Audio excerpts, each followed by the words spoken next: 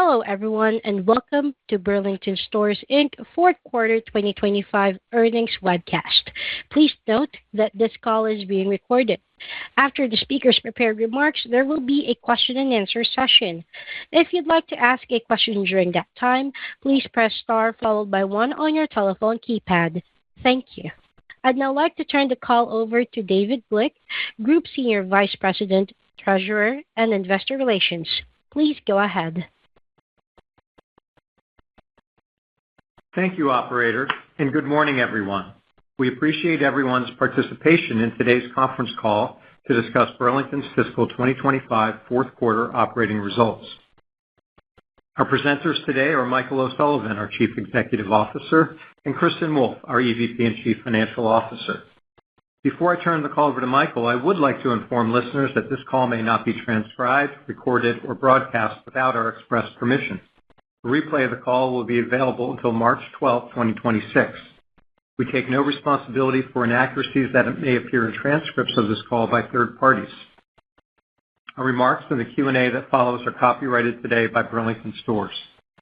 Remarks made on this call concerning future expectations, events, strategies, objectives, trends, or projected financial results are subject to certain risks and uncertainties. Actual results may differ materially from those that are projected in such forward-looking statements. Such risks and uncertainties include those that are described in the company's 10-K and in our other filings with the SEC, all of which are expressly incorporated herein by reference. Please note that the financial results and expectations we discuss today are on a continuing operations basis. Reconciliations of the non-GAAP measures we discuss today to GAAP measures are included in today's press release. As a reminder, as indicated in this morning's press release, all profitability metrics discussed in this call exclude costs associated with bankruptcy-acquired leases. These pre-tax costs amounted to $8 million and $5 million during the fiscal fourth quarters of 2025 and 2024, respectively, and $35 million and $16 million for the full fiscal years 2025 and 2024, respectively. Now, here's Michael. Thank you, David. Good morning, everyone, and thank you for joining us. I would like to cover 3 topics this morning. Firstly, I will discuss our fourth quarter results. Secondly, I will review our full year 2025 results. And thirdly, I will talk about our outlook for 2026. Then, Kristen will provide additional financial details. Okay, let's start with our fourth quarter results. Total sales increased 11%. This was on top of 10% total sales growth last year. The fourth quarter is by far our largest quarter of the year, so to grow total sales by double digits on top of double digits is especially impressive. It shows that we are continuing to take retail market share. Comparable store sales increased 4%. We knew coming into the quarter that we were up against 6% comp growth from last year and that we had some tariff-related gaps in our assortment. We expected our sales to be within our guidance range of 0 to 2%.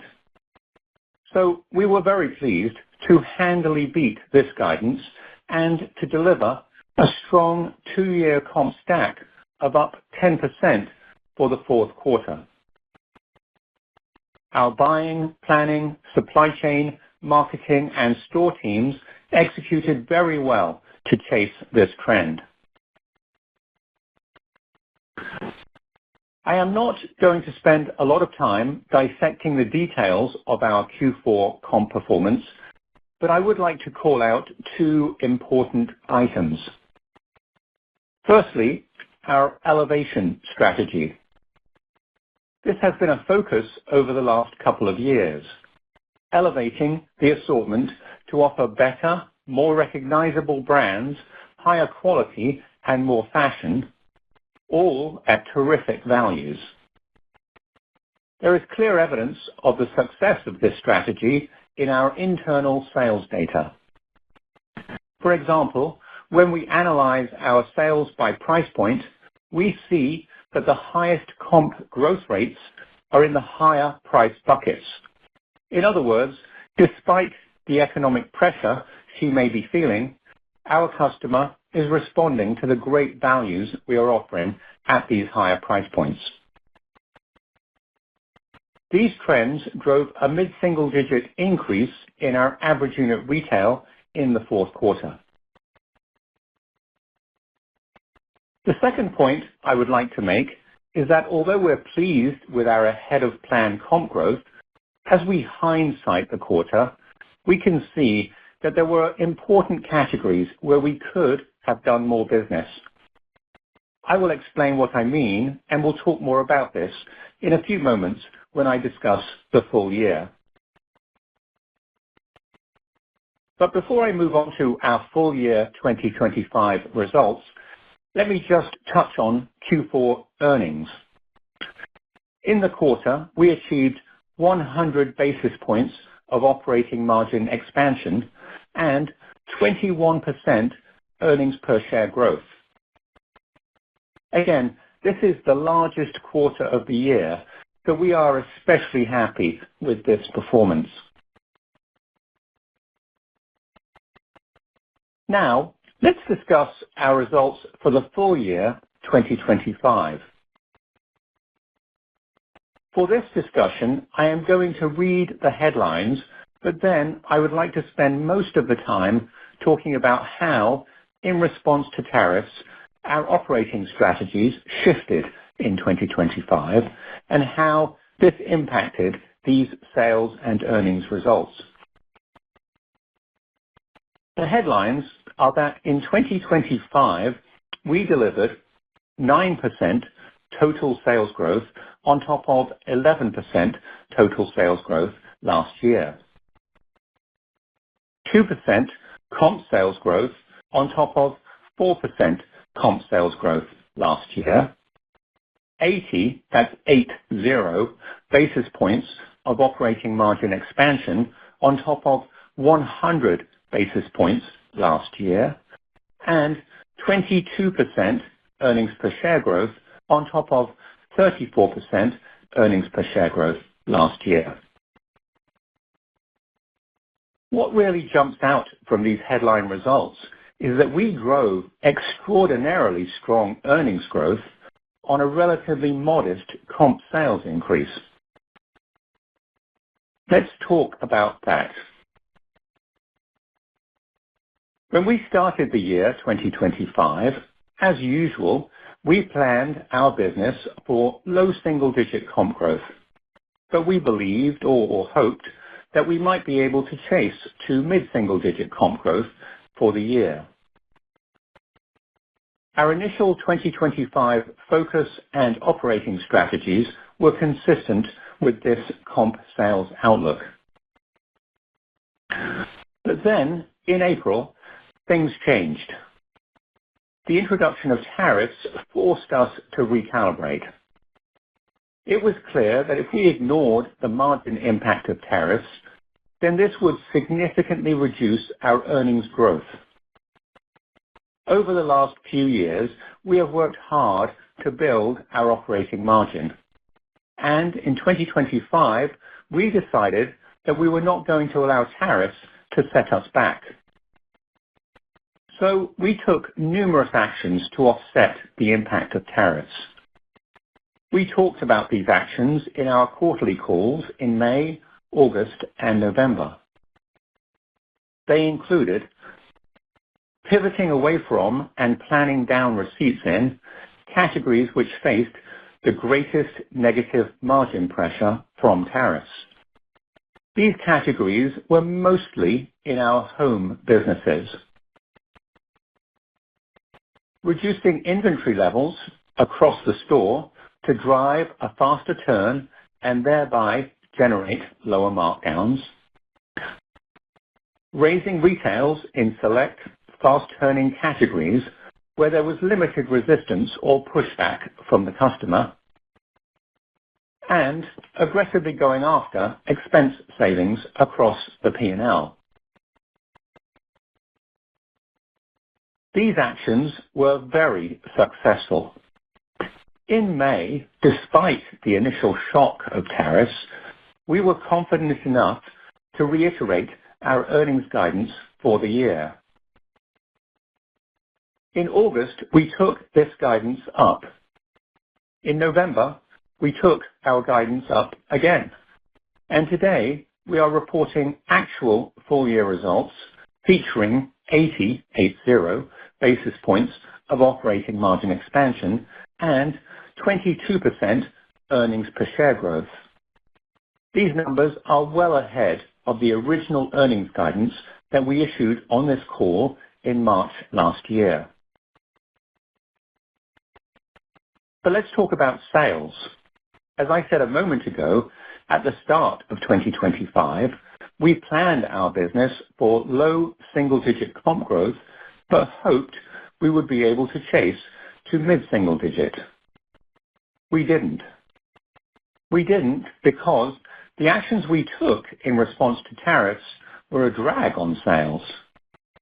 Of course, we knew this. We knew that cutting receipt plans for businesses most impacted by tariffs was the right thing to do for earnings growth, but that it would likely dampen our sales upside. This impact showed up in Q3 and Q4. In Q3, unseasonably warm weather hurt our outerwear business. That can happen. We don't control the weather. But in the past, when this has happened, we have been able to lean on non-seasonal businesses, particularly home categories, to pick up some of the slack. That did not happen because our home assortment was the most impacted by the shift away from businesses with the greatest margin pressure from tariffs. Without these assortment gaps in Q3, we would likely have driven more sales. That said, given tariffs, our earnings growth would have been lower.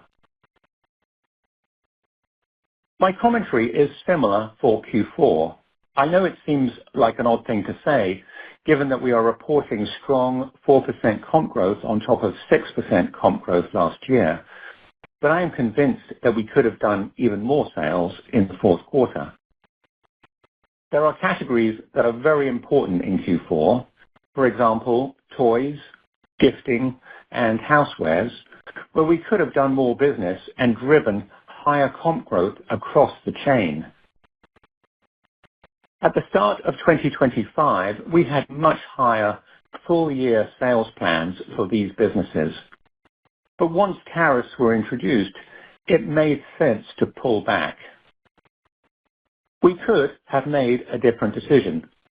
This would likely have delivered a stronger comp increase, but with lower earnings growth. Wrapping up on the full year, let me reiterate that we are very pleased with our results.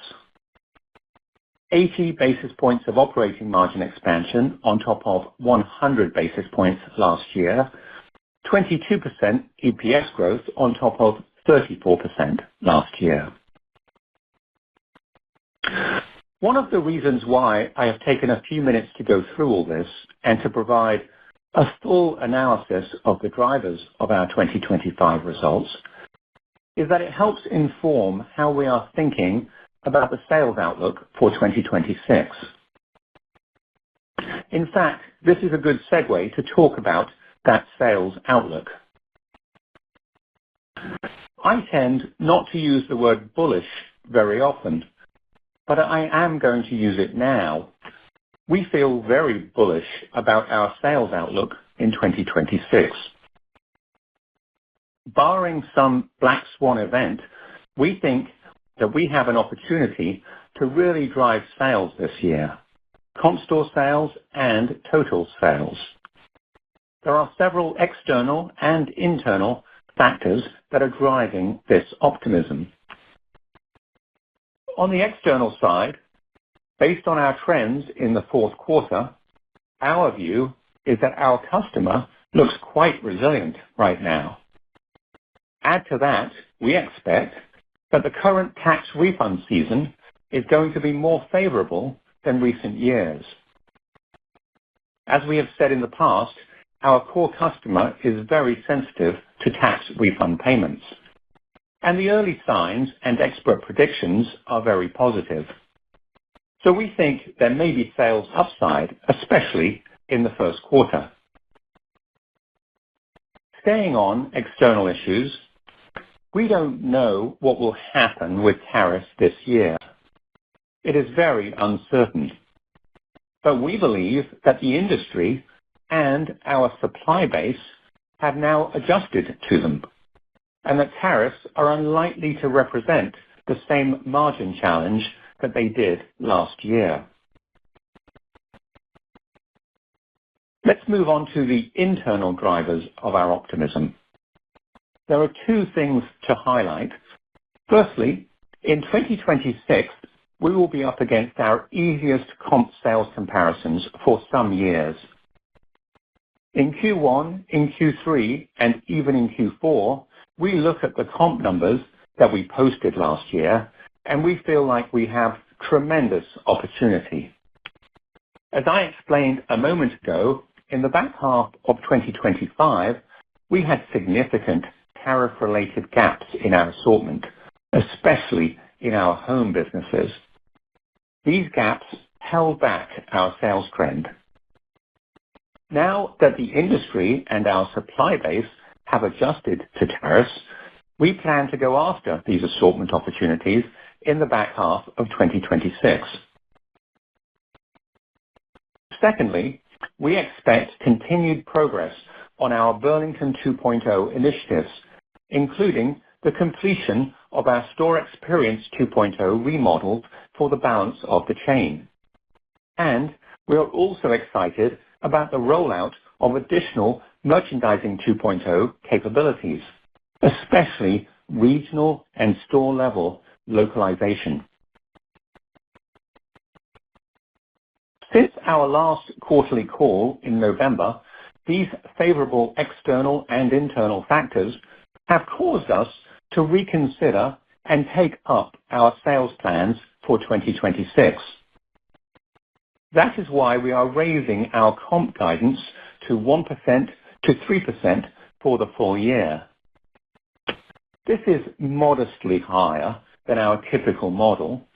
That said, you can divine from my comments that we think there may be potential upside to this guidance, and we are positioned to chase the sales trend.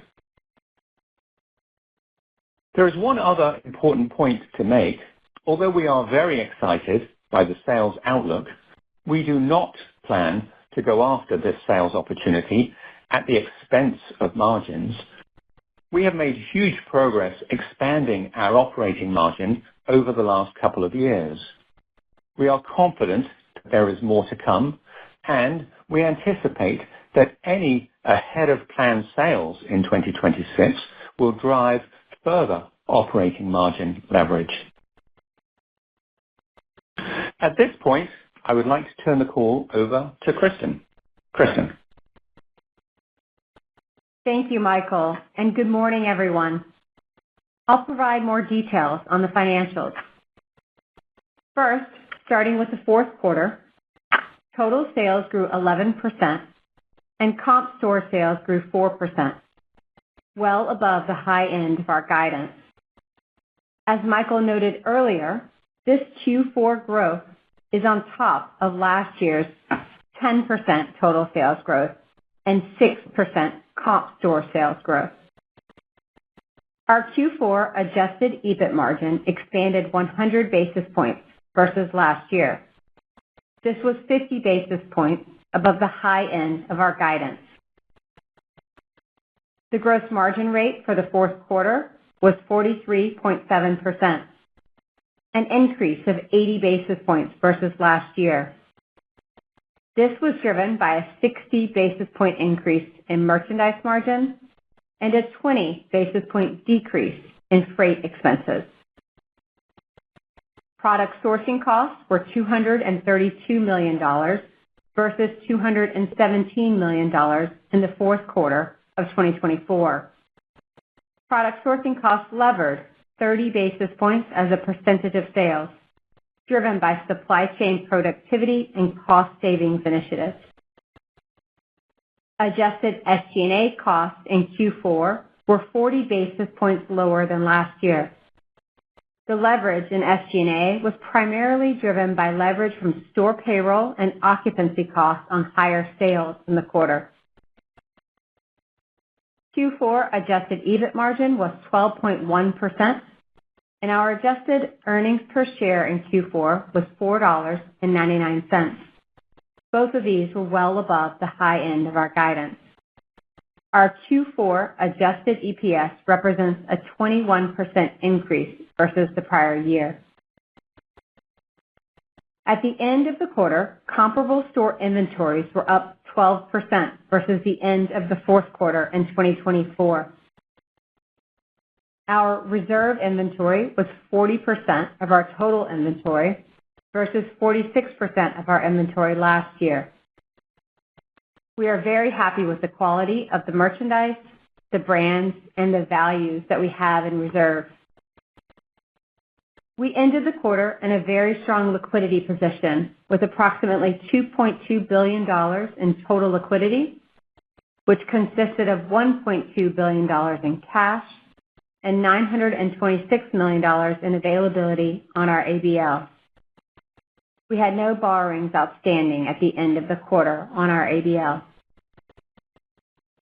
During the quarter, we repurchased $59 million in common stock, bringing our annual share repurchases to $251 million.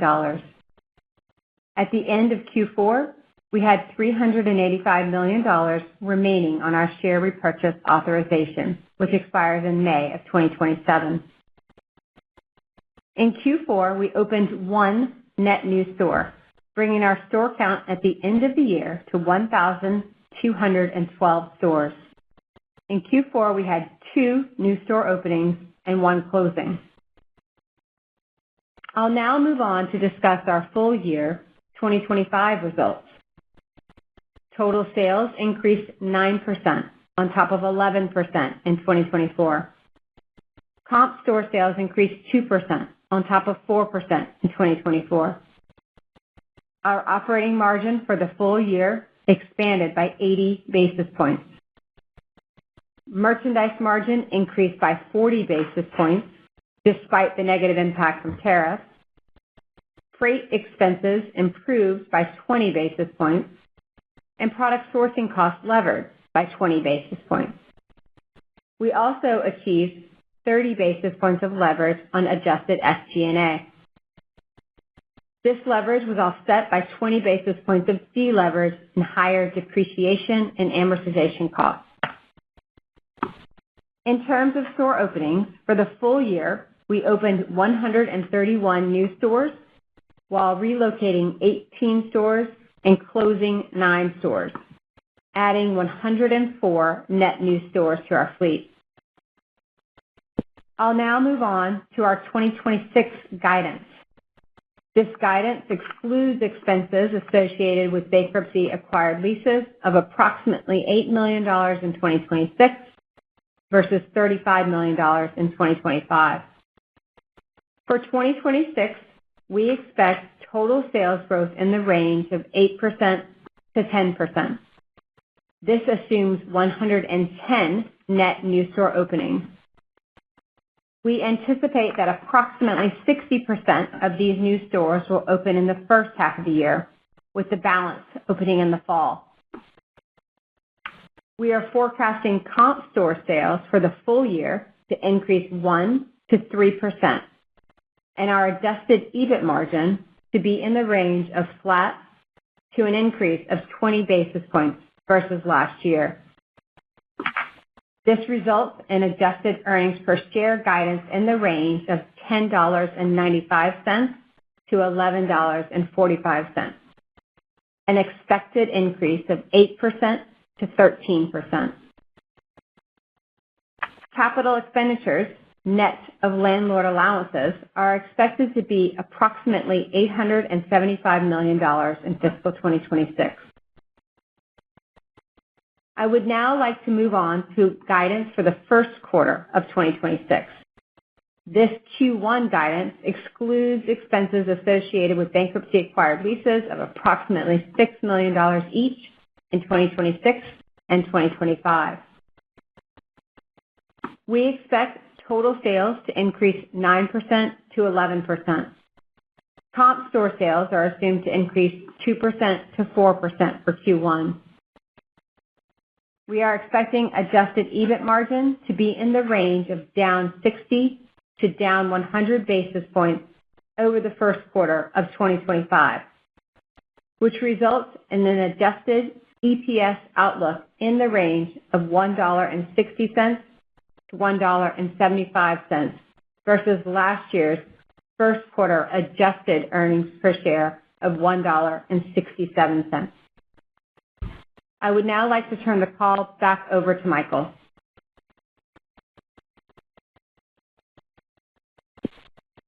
Thank you, Kristen. Before I turn the call over to questions, I would like to reinforce a few of the key points that we have discussed this morning. Firstly, we are very happy with our Q4 performance. 11% total sales growth, 4% comp sales growth, 10% two-year comp stack, 100 basis points of operating margin expansion, and 21% increase in earnings per share. Secondly, we are also pleased with our full-year results. We achieved 80 basis points of operating margin expansion on top of 100 basis points last year, and 22% earnings per share growth on top of 34% last year. In 2025, in response to tariffs, we had to adjust and make choices. We took actions to address the margin impact of tariffs and to drive earnings growth. The results are clear. This strategy was spectacularly successful. And thirdly, we are feeling bullish about 2026. There are external and internal factors that are driving this optimism. We think there may be upside to our sales guidance, and we anticipate that any ahead-of-plan sales should help drive additional operating margin expansion. I would now like to turn the call over for your questions. Thank you. We are now opening the floor for question and answer session. If you would like to ask a question, please press star followed by 1 on your telephone keypad. Again, that's star followed by 1 on your telephone keypad. Kindly limit your questions to 1 question and 1 follow-up. Your first question comes from the line of Matthew Boss of JP Morgan. Please go ahead. Great, thanks, and congrats on another nice quarter. Thanks, Matt. So, Michael, to break down the fourth quarter further, could you elaborate on what drove your ahead-of-plan sales, and in particular, what makes you think that you could have done even more sales in the fourth quarter than your reported results? Well, good morning, Matt. Thank you for the question. As I said in the script, overall, we were very pleased with our trend in Q4. A strong 4% comp growth on top of 6% comp growth last year, so 10% two-year stack. That said, the breakdown of this comp growth by business was very, very different to how we had originally planned it. Let me explain that. Over the last few years, we have had enormous success growing our home businesses, especially in the back half of the year. Home has been a real engine of growth for us, with categories such as gifting, home decor, housewares, bedding, toys, and seasonal decor. Now, our original plan for 2025 was to significantly expand those areas, starting in Q3 and then into Q4. We believed that we had a significant sales opportunity. Now, with the introduction of tariffs in the spring, we faced a different set of economic choices. If we'd maintained our original plans in those areas, we could have driven higher sales. But because of tariffs, we had to adjust. The way I think about this is our mission is not just to chase sales, is to chase profitable sales. And looking back, I'm very pleased with how smartly and flexibly our teams responded in that situation. When tariffs were announced, we set about remixing our plans to focus on businesses that were less impacted by tariffs, certain categories in apparel, footwear, beauty, and accessories. So not surprisingly then, coming back to your question, our comp growth in Q3 and Q4 was strongest in these specific businesses. I would say that our merchandising teams in those categories did a great job delivering terrific assortments that drove our comp sales in the back half. The flip side, of course, was that our comp growth in our most important home and holiday categories was lower. Of course it was. As I said, we deliberately lowered the mix of these businesses in response to tariffs. And it was that remixing that really enabled us to drive such extraordinary earnings growth in 2025. Now, the last part of your question, which businesses could have delivered more sales then, it's all the categories that I mentioned: gifting, home decor, housewares, bedding, toys, seasonal decor. Now, despite the gaps in the assortments in those businesses, we still turned very fast. So that tells me that if we had had more receipts, then for sure we could have done more business. But those additional sales would have come with unacceptably low margins. Let me wrap up my answer by looking forward, though. We're excited for 2026. The math is different now. The industry has had the chance to adjust to tariffs. Tariffs are still here, but they're lower now than they were last summer. As I've described, last year we started out with ambitious sales plans in our home businesses, but we had to shelve those plans in response to tariffs. That opportunity, that sales opportunity, has not gone away. And in 2026, unlike 2025, we see the chance to go after that opportunity aggressively and profitably.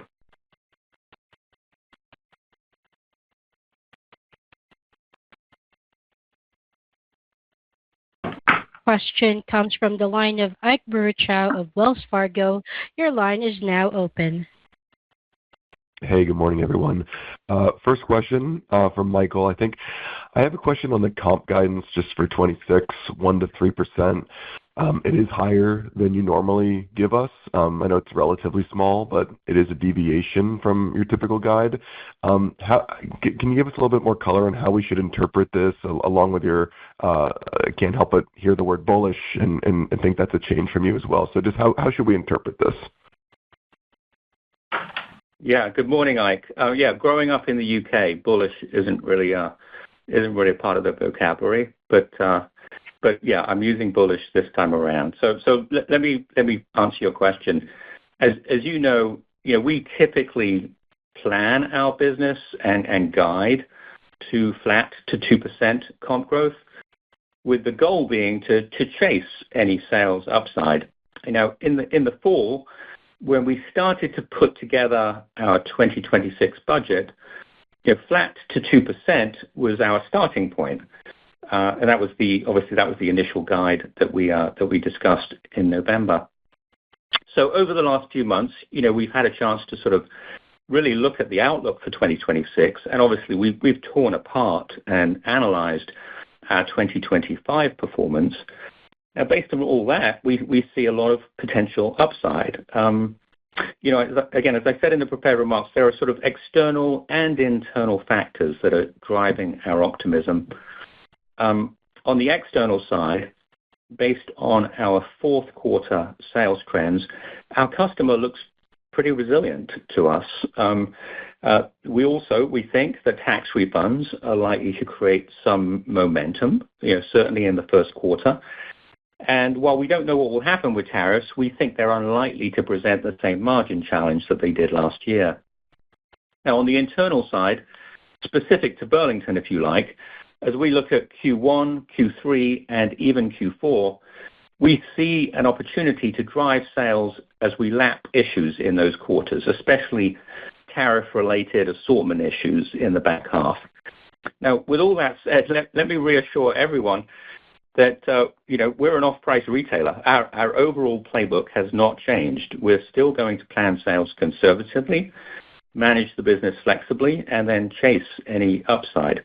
I should also make the point that although raising guidance to 1% to 3% is not a very significant change, it does matter. It gives our merchants a little more open to buy so they can be more aggressive, especially as we start the year, as we start the quarter. It gives them more of a head start, if you like, as they chase the sales trend. The other data point that I should call out is our inventory level. At the end of Q4, our comp store inventories were up 12%.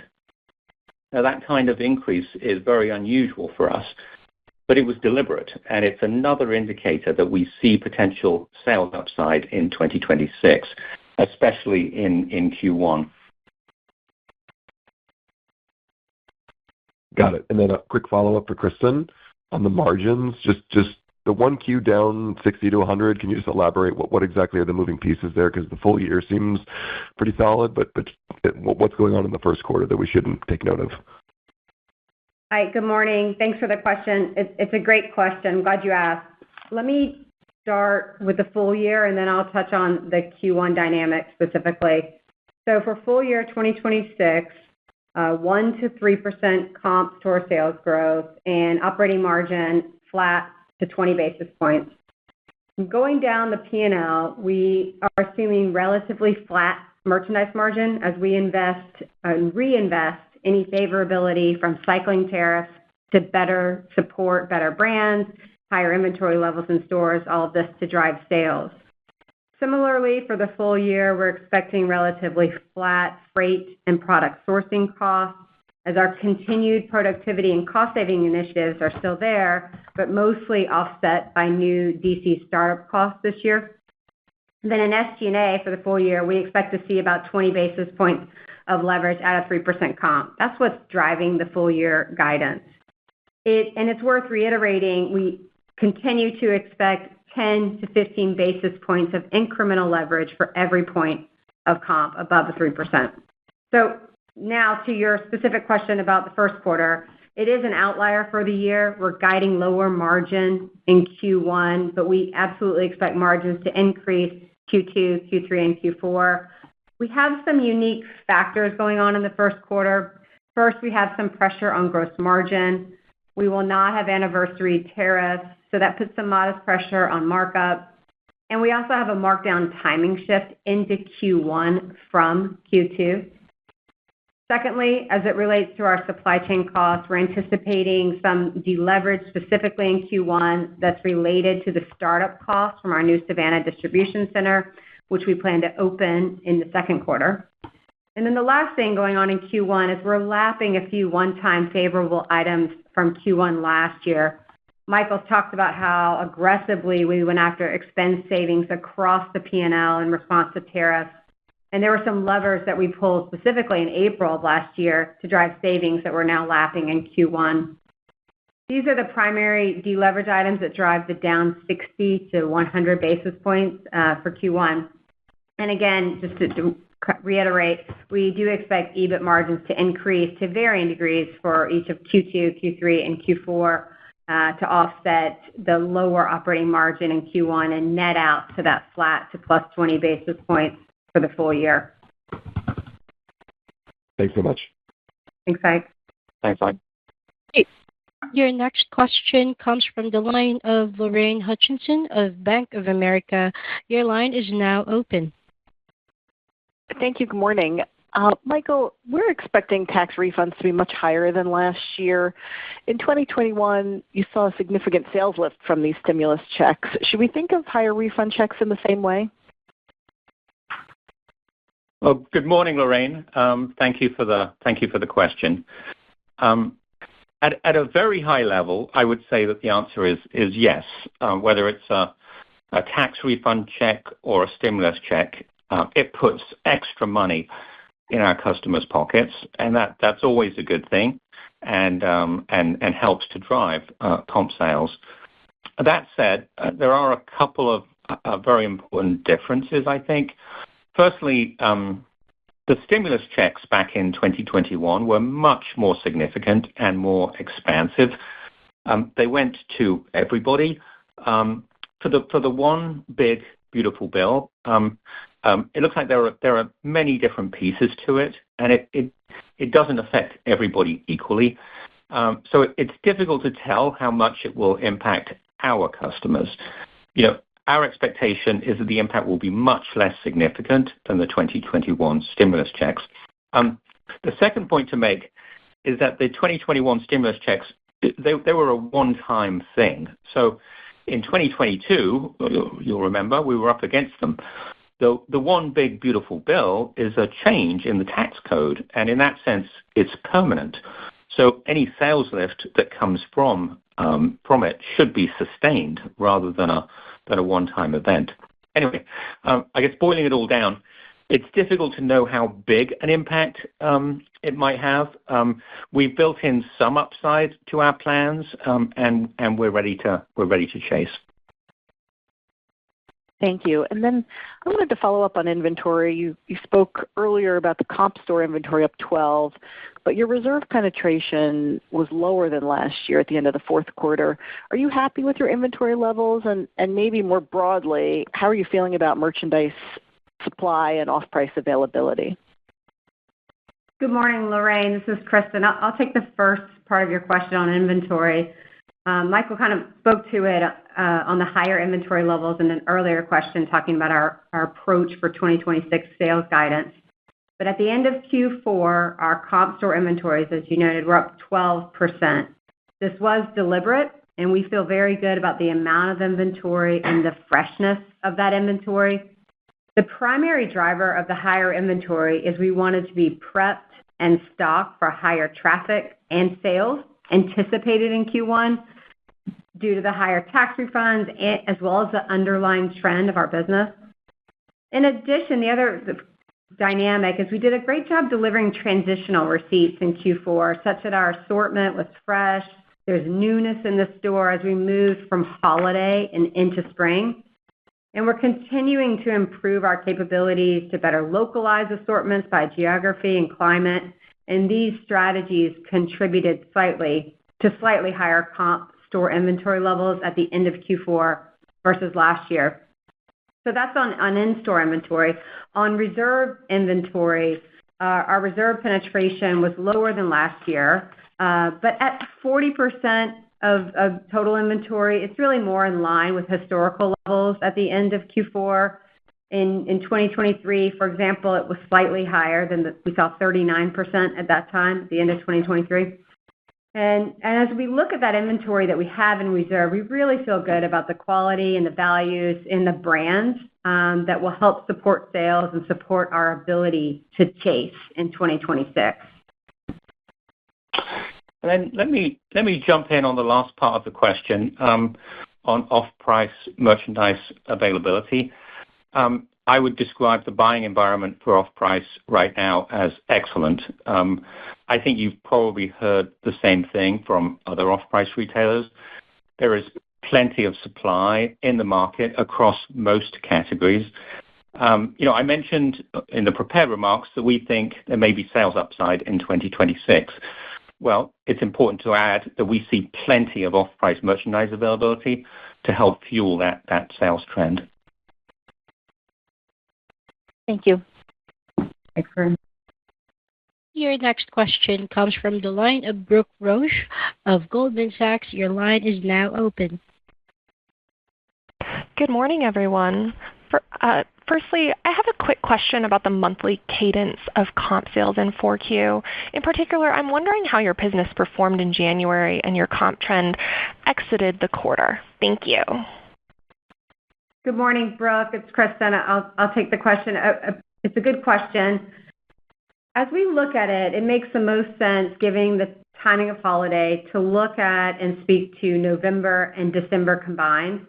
And for that 2-month period in Q4, our comp sales increased mid-single digits. And as we got closer to Christmas, that trend accelerated. So we were really pleased with this holiday performance and the sales trend we saw, particularly given the strength of our holiday season last year. Then as we moved into January, that strong trend and momentum continued. January also ran a mid-single-digit comp.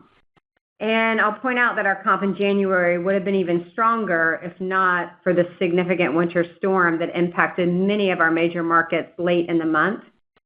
It was widespread and led to several hundred store closures. This disruption cost us about a point of comp on the full quarter and several points for the month of January. Now, to the last part of your question, once we dug out from the winter storm, we resumed that strong comp store sales trend. Momentum has continued into February, such that Q1 is off to a very strong start. We have a lot of the quarter ahead of us, of course, but so far, so good. That's great to hear. As a follow-up, I was hoping you could speak to sales trends by customer demographic. What are you seeing in terms of sales trends by different income groups, and are there any call-outs on trends for other demographic groups that we should be aware of? Thank you. Yeah, good morning, Brooke. It's Michael. I'll take that. It's a good question. It's something we look at all the time. We slice and dice our internal sales data just to see if there are any pockets of weakness or pockets of strength. So let me tell you what we're seeing. On sales trends by different income segments, as we analyze the performance of stores based on median household income of the surrounding area, our comp sales trends in the fourth quarter were very broad-based. It's true that our stores in lower income trade areas had a slightly higher comp than the rest of the chain, but it was very close. In other words, all income cohorts performed well in the fourth quarter. So when you segment our customers based on household income, every segment is looking fairly resilient right now. On the second part of your question, other demographic groups, again, there's not much to call out. When we look at the performance of our stores based on ethnicity of the surrounding area, again, the trends look fairly broad-based. For example, stores in high Hispanic trade areas, if I exclude the southern border, those stores are pretty much right in there with the rest of the chain in terms of comp performance. So, overall, as we look across demographic segments, income and ethnicity, et cetera, we're not seeing any major pockets of weakness at this point. Thanks so much. I'll pass it on. Thank you. Your next question comes from the line of Adrienne Yih of Barclays. Your line is now open. Great. Thank you very much. It is really nice to see Burlington 2.0 kind of really coming into its own. Thank you. Michael, I guess you're welcome. A little bit more color on the elevation strategy. How should we be thematically thinking about the pyramid of sort of good, better, best, where it was, where it's going to?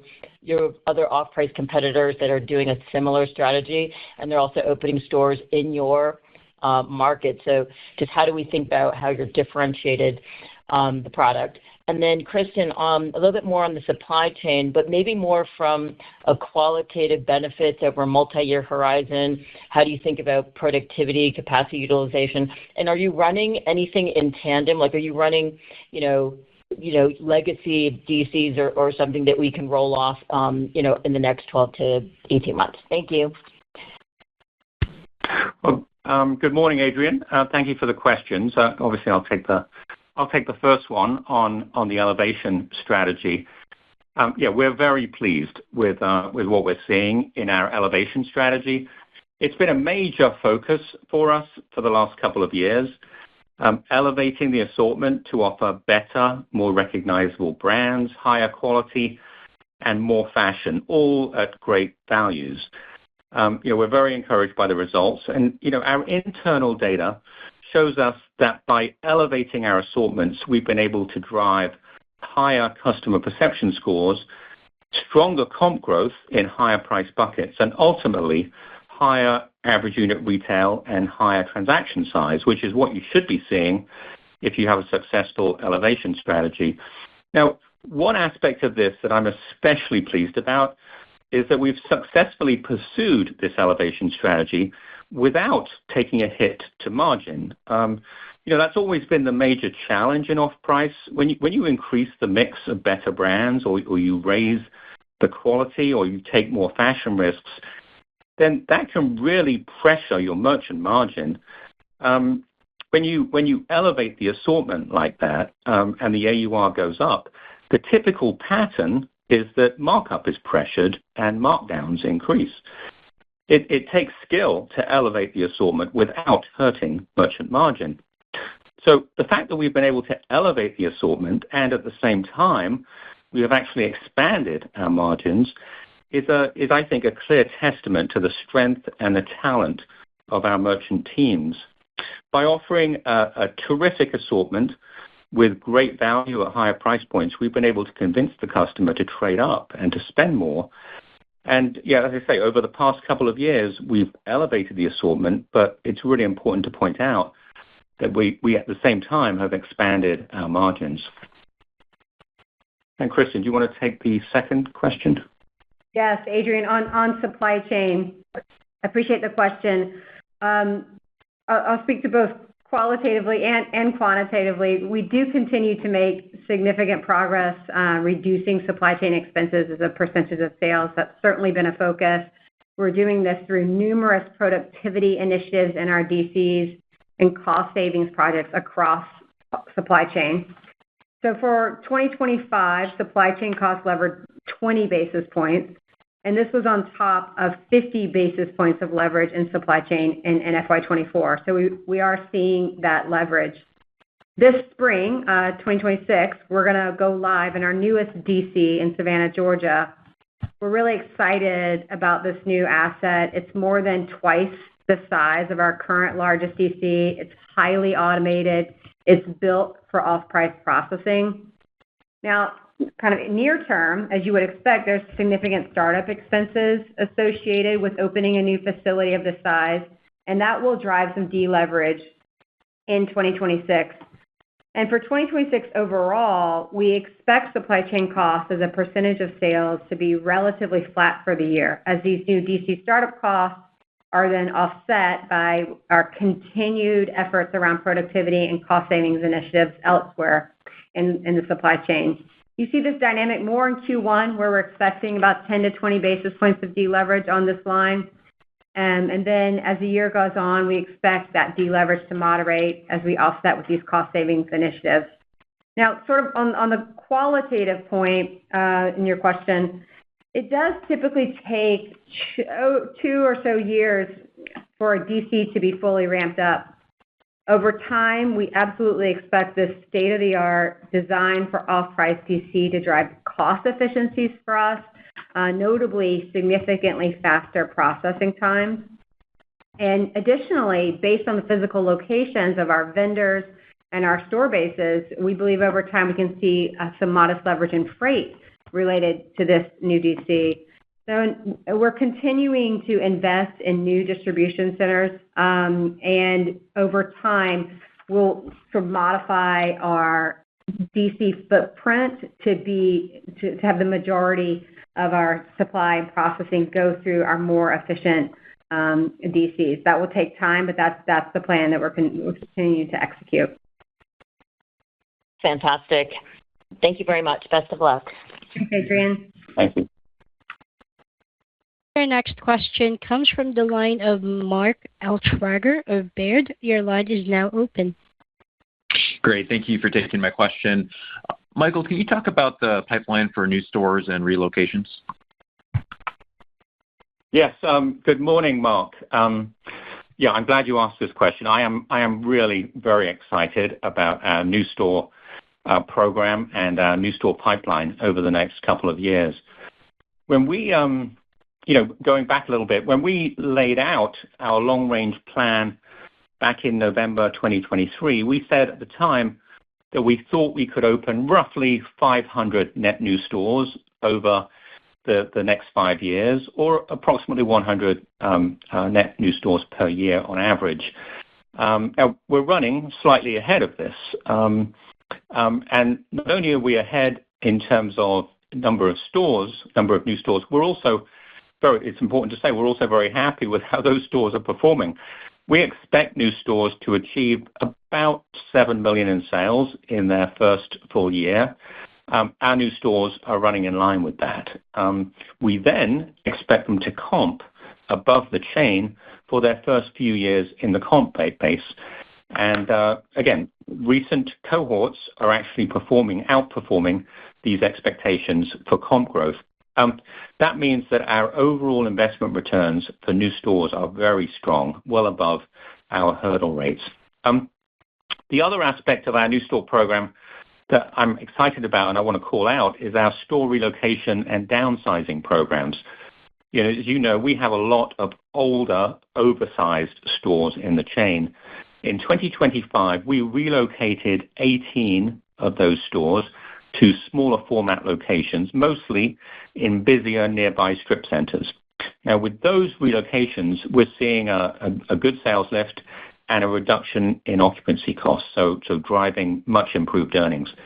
In 2025, we also physically downsized about 20 existing stores. Now, this is a new and growing program for us. When we downsize the store, we reduce the footprint of the store, and we either return the excess space to the landlord or we sublease it to a co-tenant.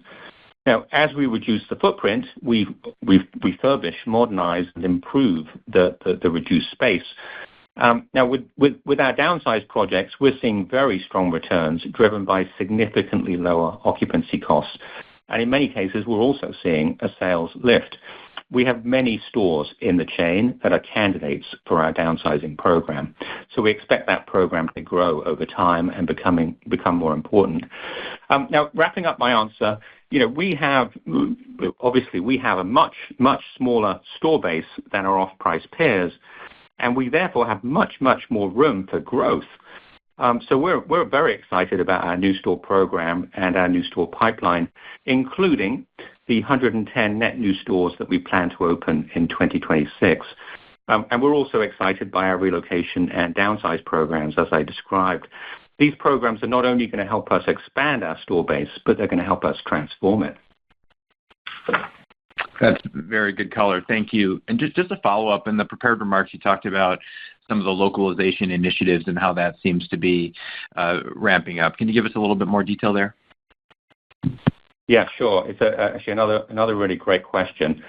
Localization, it's hard to overstate this, but I think localization is a major opportunity for us. It's a capability that our off-price peers have had and have invested in for many, many years. And it's an area where we, frankly, are a long way behind. There have been times over the last several years, there's even times now, when I'll walk into one of our stores, say in a beach community or in the South in the summer, I look around and it looks like Burlington Coat Factory has come to town. So we have a huge opportunity to improve and get better at customizing and localizing our assortment, not just based on the region and the climate, but also based on income levels and demographics of the trade area. Now, this is a business problem where people, process, and technology, including, by the way, artificial intelligence, can make a huge difference. And we've known for some time now that it's a major opportunity for us. Indeed, we've talked about it with investors. But we also recognized that it would be difficult for us to make significant progress on localization until we had really strengthened and upgraded sort of our foundational merchandise planning and allocation systems. Over the last couple of years, through Merchandising 2.0, that's what we've done. And we're now in a position to really start going after localization. Now, I know from experience that this is not a capability that we can build overnight. But I'm very excited about some of the initiatives that we've begun to roll out. Better store and class-level planning and forecasting, much stronger localization analytics, new store assortment planning and trending, seasonal flow and event planning, assortment distortions based on income and demographics, and an expansion and redesign of our merchandise planning regions. If you go back and look at the history and the growth of our off-price peers over time, you'll see that localization was a major unlock in their evolution and growth. And as I say, we're a long way behind. We have a lot of work to do, and it's going to take some time. But I think that over the next several years, localization is going to be a key driver for us. Thanks again. Thanks, Mark. Our last question comes from the line of Dana Telsey of Telsey Group. Your line is now open. Hi, good morning, everyone, and nice to hear the progress. Your operating margins were very strong in the fourth quarter as well as for the fiscal year. Can you just walk us through the puts and takes of the margin drivers? Thank you. Good morning, Dana. Thanks for the question. I'll start with Q4, and then I'll go into full year. As Michael's discussed and we've talked about on this call today, we took deliberate actions in 2025 to drive our operating margin and earnings growth. In Q4, the biggest contribution was an increase in gross margin. There was 80 basis points versus last year. 60 of that 80 basis points came from merchandise margin. Merchandise margin was driven by lower shortage as well as the actions we took to mitigate tariffs, as Michael's talked about today. The other 20 basis point came from lower freight expenses. Similarly, on product sourcing costs, supply chain cost savings helped us lever 30 basis points in the quarter. And then we achieved 40 basis points of leverage in SG&A. This was mostly driven by sales leverage in store payroll and in occupancy expenses. And all of these items more than offset deleverage we saw from higher depreciation expenses in the quarter. For the full year, many of the same levers drove the 80 basis points of improvement in EBIT margin. And as a reminder, this 80 basis points of improvement was on top of 100 basis points of improvement in 24. Gross margin for the year increased 60 basis points. That was made up of merch margin, 40 basis points, freight expenses, 20 basis points. Supply chain savings drove a 20 basis point of leverage for the year with cost savings initiatives, and SG&A drove 30 basis points due to many of the cost savings initiatives we put in place earlier this year that we described. These improvements more than offset 20 basis points of deleverage we saw in depreciation for the year. And just one last point on margin, I want to reiterate that we believe the margin gains we achieved in 2025 are absolutely sustainable, and we believe we have further margin expansion opportunities ahead of us. We'll be laser focused on driving sales in 2026, but we have opportunities over time to drive faster turns, generate more supply chain savings, leverage SG&A expenses, particularly as we deliver a stronger comp store sales increase. Thank you. Thanks, Dana. Thank you. That concludes our question and answer session. I'd now like to turn the call back to Mr. Michael O'Sullivan for final remarks. Let me close by thanking everyone on this call for your interest in Burlington Stores. We look forward to talking to you again in May to discuss our first quarter 2026 results. Thank you for your time today. Thank you for attending today's call. You may now disconnect. Goodbye.